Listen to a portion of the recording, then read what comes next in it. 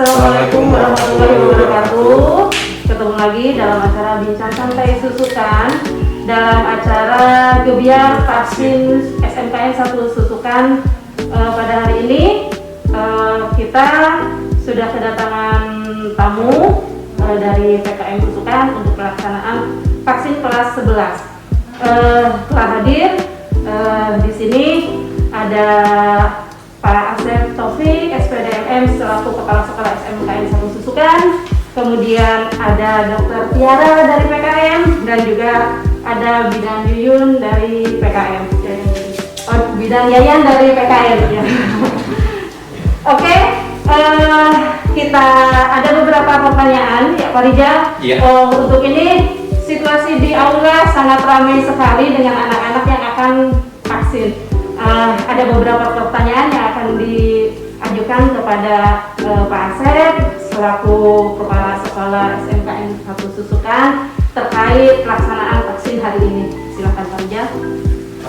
Baik, ini kita juga nanti akan bertanya kepada pihak PKM Susukan ya.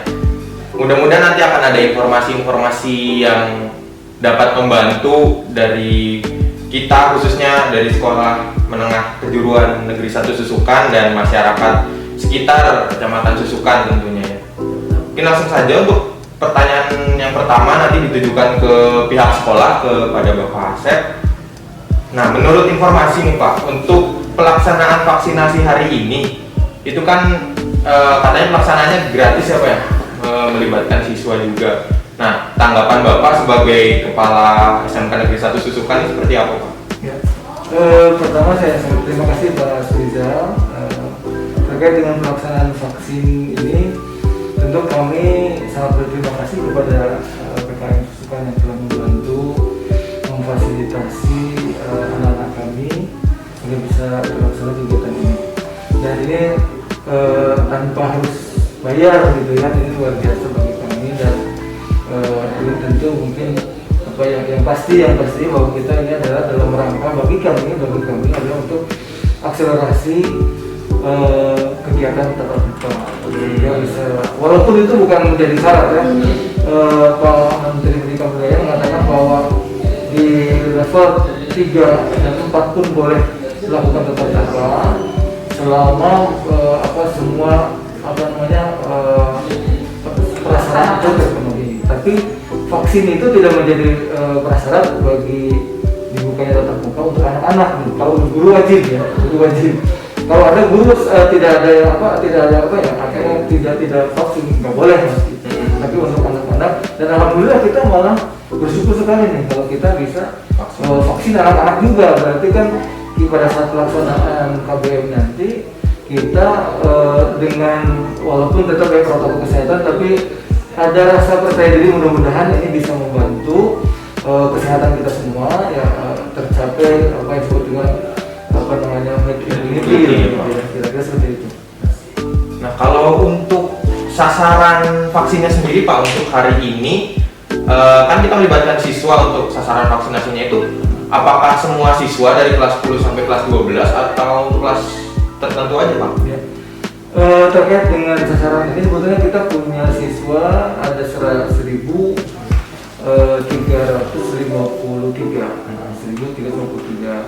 Hanya baru untuk tahap ini sesuai dengan kesempatan yang diberikan dari PPKM itu baru untuk kelas 11 dulu. Kemudian kenapa saya memilih kelas 11 dulu? Karena sebentar lagi mereka mau PKL ini. PKL kan terkait dengan persyaratan. Kalau PKL biasanya dari perusahaan itu lebih keras, lebih ketat gitu. Ada beberapa waktu tahun lalu itu ada perusahaan yang menolak karena anak belum vaksin satu, kemudian anak harus swab ya gitu. Itu yang jadi masalah. Sehingga mudah-mudahan ke depan kalau untuk PKL yang anak kelas 11 itu dipersyaratkan harus punya kartu vaksin, itu mereka sudah punya sehingga bisa begini. Itu yang kemudian nanti secara bertahap barangkali nanti seperti yang tadi disampaikan Bu Yaya tadi di dalam pembukaan itu bahwa akan secara bertahap mudah-mudahan saja semuanya pada akhirnya semua bisa. Tapi tidak ada ini ini apa tidak menutup kemungkinan ya untuk kelas 10 dan kelas 12 Insya Allah nanti kalau ada ini kesempatan lagi insya Allah ketemu. nanti bertahap ya Pak ya. Ini bisa semuanya gitu dalam ya apa namanya sebelum berakhirnya tahun ini barangkali bisa. Amin. Kita berdoa sama-sama ya. Oke. Kemudian kan tadi juga udah sempat dijelaskan di awal ya Pak terkait bahwa vaksinasi ini juga bukan merupakan prasyarat untuk tatap muka ya Pak. Tapi penting juga bahwa vaksinasi ini membantu untuk mencapai herd immunity ya Bu. Nah untuk tatap muka sendiri berarti tidak menutup kemungkinan untuk dilaksanakan walaupun yang kelas 10 dan kelas 12 belum vaksin ya Pak? Iya. Kalau berdasarkan penjelasan dari Mas Menteri waktu itu seperti itu. Jadi yang penting protokol kesehatan, kemudian segala persyaratan di sarana prasarana, gurunya yang wajib itu. Oh, ya, gurunya ya. Kalau guru sendiri berarti untuk peserta susukan sudah gitu? Alhamdulillah sudah. Semua dan juga sama. Oke, mungkin itu informasi yang bisa kita gali dari sekolah. Karena mungkin ada beberapa pertanyaan yang akan diberikan beralih untuk PKN susukan. Oke Ibu, Dokter, dan Bu Bina, ada beberapa pertanyaan yang ingin kita tanyakan. Yang pertama itu untuk vaksin ini seharusnya kan diberikan 2 kali Bu, 2 kali dosis. Nah, apabila vaksin ini hanya menerima 1 kali untuk keduanya tidak, itu apa yang akan terjadi? Anda Dokter, Bu Dokter. Mau mencoba menjawab ya Bu ya, makasih atas kesempatan buat kita ya Bu ya. Mau saya coba jawab, jadi kalau misalnya vaksin itu yang pertama adalah jadi diberikan vaksinnya kan sekarang kita menggunakan vaksin Sinovac ya. Itu merupakan vaksin yang virus mati yang dimasukkan ke dalam tubuh. Berarti kan nanti setelah virus mati akan dibentuk kekebalan. Nah vaksin yang kedua, dosis yang kedua adalah itu untuk membentuk boosternya. Jadi kan nanti udah masuk dibentuk kekebalannya, nanti akan turun, akan mulai turun. Nah di booster itu supaya dia tetap tinggi kadar antibodi yang ada di dalam tubuh kitanya. Kayak gitu, makanya kalau misalnya hanya divaksin 1 kali nggak begitu efektif karena kan itu nanti setelah disuntik beberapa bulan kemudian dia akan mulai turun gitu. Sedangkan kalau misalnya disuntik lagi dengan dosis kedua dengan booster, nanti itu akan mempertahankan gitu si imunitas tubuh kitanya dalam jangka waktu yang lama. Kadang yang berada di masyarakat itu karena merasa ketika sudah vaksin pertama ada gejala yang menurut mereka gejalanya nggak enak, padahal ketika di vaksin kedua mereka nggak mau gitu ya. Kadang itu salah ya Dok ya. Nah untuk ini ada juga beberapa pertanyaan yang muncul di masyarakat ya. Ketika setelah vaksin itu kan bisa ada muncul seperti apa ya efek samping kan ya. Nah itu efek samping. sebetulnya efek samping yang timbul setelah vaksin itu normal nggak sih Dok? Maksudnya apakah semua orang memang merasakan ada efek samping atau nggak semua orang, dan itu normal nggak kira-kira kalau ada yang Iya. Jadi bukan efek samping ya sebenarnya, efek simpang sebenarnya. Jadi wajar akan kayak gitu kan, pada anak-anak juga sering ya kayak harus disuntik demam kayak gitu. Jadi kan yang tadi saya bilang ketika disuntik dimasukin, berarti kan dimasukin sesuatu yang asing gitu kan, kuman yang asing dari luar tubuh, kan tubuh kita akan mulai beradaptasi tuh bikin tentaranya lagi kayak gitu, bikin tentara buat ketika ada virus beneran yang masuk ke dalam tubuh, nanti tubuh kitanya udah siap, oh kita udah punya tentaranya nih, nanti ketika virus yang aslinya masuk langsung bisa diserang sama tentara di tubuh kita. Pasti akan ada gejalanya. Yang pertama kan disuntik nih pasti sakit, ya namanya TB, kejadian pasca imunisasi. Nanti pasti akan sakit nggak pasti sih kebanyakan orang.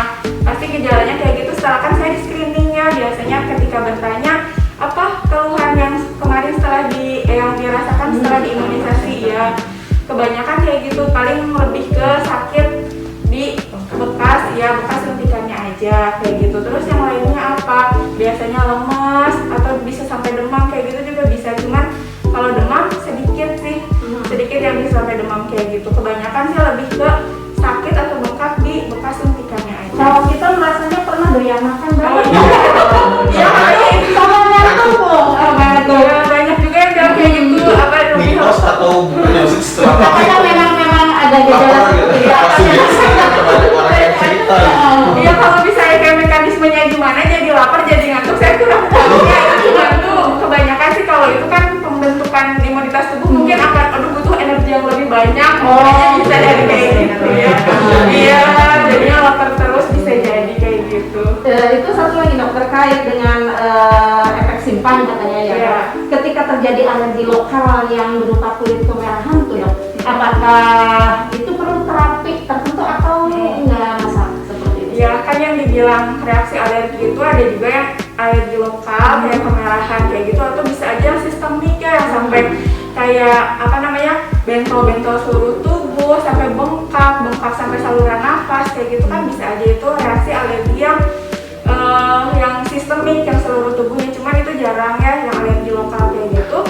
Kalau yang lokal yang cuma bengkak di sininya aja boleh dikompres kayak gitu aja. Kalau misalnya ada sakit ya perawatan di rumah yang bisa dilakukan itu yang pertamanya itu kompres dulu boleh. Terus kalau misalnya ternyata sakit banget gitu boleh minum kayak paracetamol. Kalau misalnya kayak gatal-gatal seluruh tubuh kayak gitu lebih baik datang ke puskesmas aja biar maksudnya nanti terapinya dokternya yang kasih lebih tepat. Berarti pada dasarnya sih untuk terapi awal sih bisa dilakukan di rumahnya ya. Satu pertanyaan lagi untuk Bu Bidan nih, karena apakah boleh dokter atau tenaga kesehatan ini mengizinkan pasien tidak memakai masker setelah divaksin COVID? Karena apa?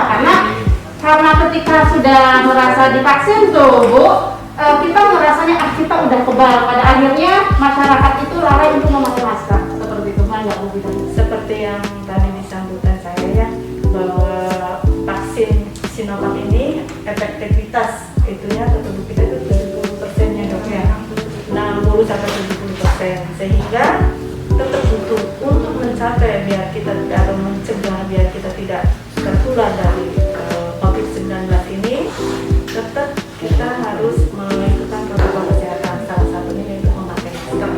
Karena untuk efektivitas dari perlindungan diri kita dari vaksin 60-70%, sehingga untuk mencapai 100% kita tetap membutuhkan menjalankan protokol kesehatan dengan 5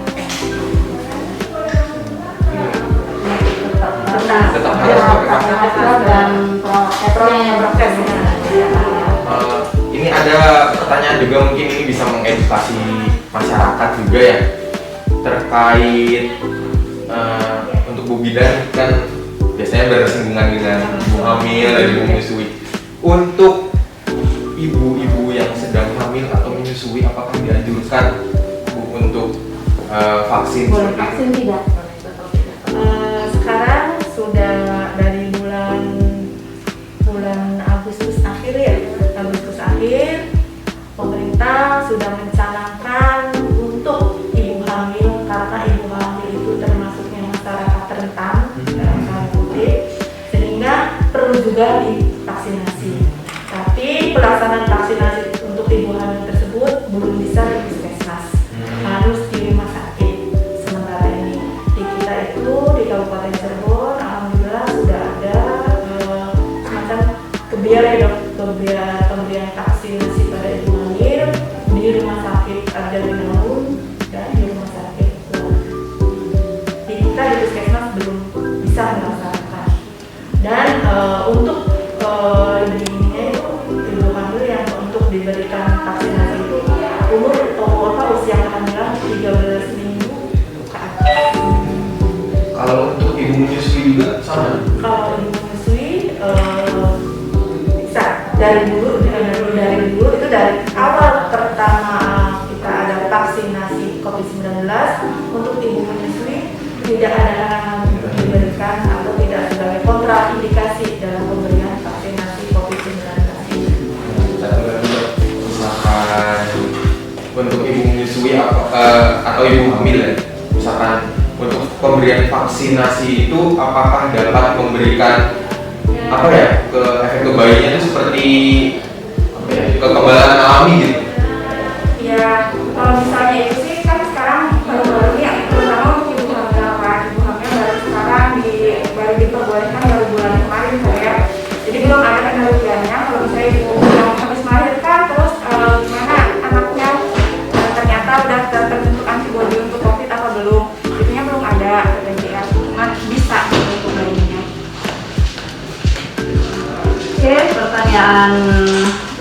kita sudah habis ya Pak Rijal ya. Tapi barangkali ada informasi yang mau diberikan dari pihak PKN tentang pelaksanaan vaksin untuk masyarakat barangkali Mang ya. Terima kasih Bu. Saya ya saya akan informasikan bahwa di Puskesmas Susukan sudah rutin ada jadwal vaksinasi COVID-19 yaitu hari Rabu, Kamis, dan Sabtu. Sasarannya siapa? Sasarannya sementara ini kita vaksinnya itu ada 2 ya Dok, ada Sinovac dan ada AstraZeneca. Sinovac itu kita khususkan untuk yang dosis kedua, yang sudah dosis kedua. Karena kenapa didedikasikannya ke dosis kedua? Karena dari bulan udah berapa bulan kita melaksanakan vaksinasi, yaitu pemberiannya Sinovac dosis pertamanya, sehingga dosis keduanya itu harus dengan vaksin yang sejenis yaitu Sinovac. Nah, untuk AstraZeneca itu pemberiannya pada usia 18 tahun sampai 55 tahun. Sasarannya siapa? Siapa saja masyarakat yang ada di wilayah kita. Maksudnya apa? Bukan wilayah kita, seluruh Indonesia. Tapi bukan hanya penduduk, bukan hanya yang punya KTP disusukan aja, tapi bisa untuk semuanya. Nah, untuk usia 12 kan sekarang sebenarnya sudah dicanangkan dari beberapa bulan yang lalu bahwa usia 12 tahun sampai 17 tahun atau masa sekolah ya, usia masa sekolah atau istilah kata ada istilah rentan gitu, rentan sudah harus diberikan vaksinasi juga. Cuma karena AstraZeneca itu tidak direkomendasikan untuk usia 12 sampai 17 tahun, sehingga untuk usia tersebut menunggu jadwal saja atau menunggu vaksin ada ya Dok ya. Vaksin ada dari pemerintah, maka kita Puskesmas Susukan akan memberi jadwal atau membuat jadwal atau menjadwalkan pada sekolah-sekolah yang bersangkutan itu ya, SMP dan SMA ya. Seperti pelaksanaannya nanti seperti bias bulan imunisasi. Kalau misalkan ini mungkin ada titipan dari masyarakat Susukan juga, Bu Bidan, Bu Dokter, kalau misalkan ada warga, misalkan warga Kecamatan Susukan gitu, mau vaksin nih ke Puskesmas, kira-kira persyaratan apa yang harus dibawa, terus maksudnya rentan waktu, maksudnya berapa minggu kah setelah vaksin pertama ke vaksin kedua gitu. Mungkin ada informasi-informasi yang perlu disampaikan. Terima kasih, bagus pertanyaannya. Syaratnya cukup KTP dan nomor HP yang bisa SMS. KTP dan nomor HP yang bisa SMS. Terus karena sekarang yaitu kita yang ada atau stok vaksin yang ada itu AstraZeneca, jarak penyuntikan pertama yang kedua 3 bulan. 3 bulan. Kalau Sinovac kan 28 hari ya. Kalau AstraZeneca jarak penyuntikan pertama ke penyuntikan kedua yaitu 3 bulan. Oke, mungkin Saya ingin juga saya pertegas juga bahwa pemberian vaksin ini gratis. Untuk semua warga. semua warga ya. Untuk semua warga. Oke, Jadi mungkin satu aja sih. Dari Bapak mungkin ada pertanyaan. Pernyataan saja. Pernyataan. Pada kesempatan ini saya sampaikan terima kasih kepada PKN Susukan yang telah membantu kami untuk vaksinasi ini, dan juga kami sampaikan atas nama lembaga terima kasih kepada Bapak Bupati Kabupaten Cirebon, kemudian juga Bapak Presiden Jokowi, ya, Pak Gubernur yang telah memberikan program ini. Alhamdulillah, mudah-mudahan kita bisa sama-sama menyukseskan Gebiar Vaksin Jabar Juara ya, yang targetnya adalah 500.000 setiap hari, dan ini mencatat rekor yang luar biasa di Indonesia. Mudah-mudahan kami juga bagian dari itu yang bisa membantu program itu. Ya, mungkin itu saja Pak dari kami. Oke Pak Ida, kalau begitu mungkin bincang-bincangnya hampir selesai ya. Pak Asep, terima kasih atas waktunya, kemudian Ibu Bidan dari Bu Dokter, terima kasih. kasih atas kehadirannya. Baik semuanya, kita akhiri untuk acara bincang-bincang ini. Yang pasti vaksin itu sangat aman untuk semuanya, ya Pak Rijal. Dan sangat penting. Dan sangat penting. Karena apa? Karena sakit ketika divaksin itu tidak seberapa dibandingkan ketika kita sudah sakit di COVID-nya. Dan Oke? terpapar ya, Ya? lebih Betul, menyiksa. betul. Oke, kita akhiri acaranya. Assalamualaikum warahmatullahi wabarakatuh. Terima kasih Mas Riza, Pak Bu. Aktivitas yang itu